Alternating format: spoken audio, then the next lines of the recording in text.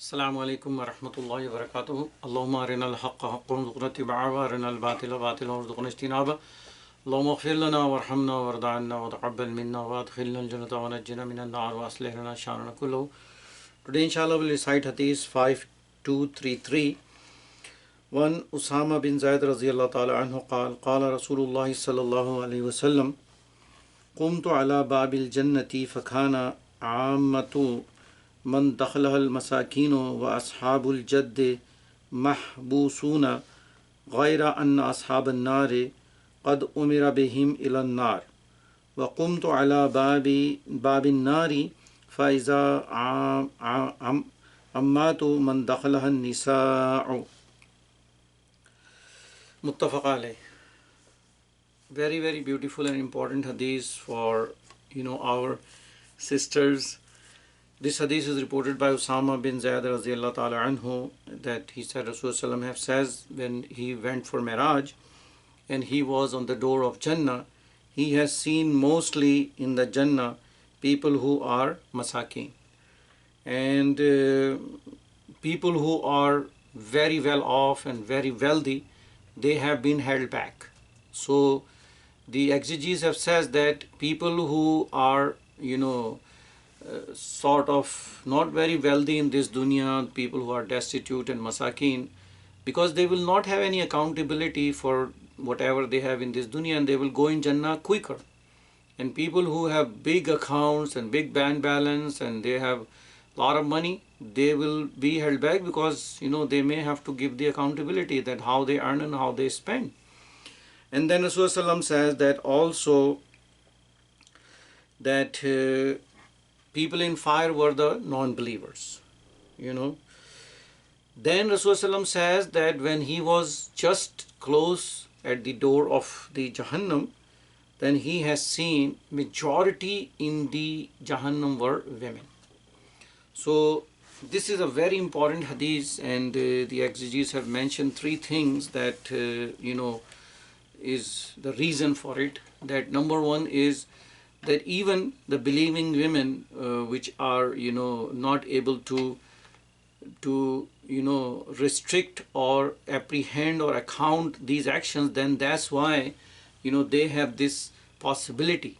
But since in this hadith is mentioned that non-believers are also in Jahannam, so we always have good zan that all our sisters will be inshallah in Jannah.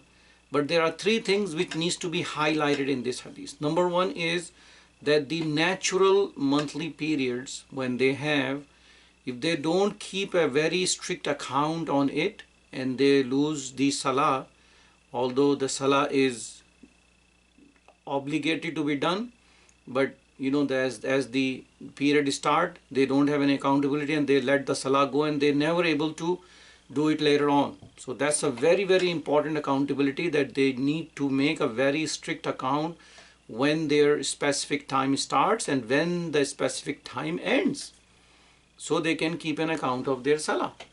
Number two is that practicing the haya, and in this aspect, haya means that how modestly they dress.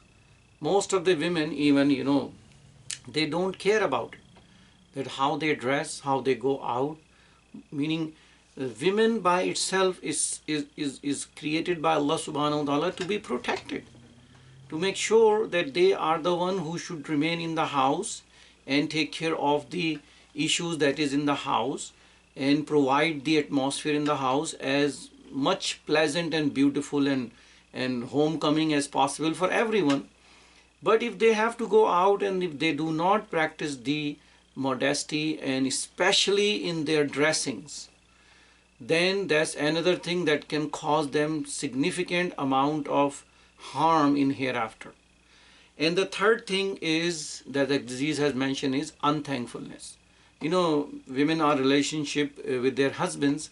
Anything goes wrong, they blame their husbands, and this is mentioned in hadith too, that the woman will stand up and says, what have you done for me all your life? And it's so easy for them to say that. So these are the three things that have been highlighted, that you need to make sure you keep a very strict account of all the faraid that Allah has put on you, because you have a special time in which Allah has exempt you of offering the prayers and offering the psalm, but you need to make the shortfall, your account full and complete as soon as you become pure. And number two is your dressing and how you go out and what you should be protecting at all time in terms of your body parts and how you present yourself, in any situation that you need to be practicing the haya and modesty at all time. And number third is that you need to make sure that you are the most thankful to Allah subhanahu wa ta'ala for keeping Allah, making you in a good relationship with the husband, because that is a part and parcel for a house which will be happy, a house which you can be in, consider as a blessing. If there is marital discord and fight and all the time arguments, everybody will get affected.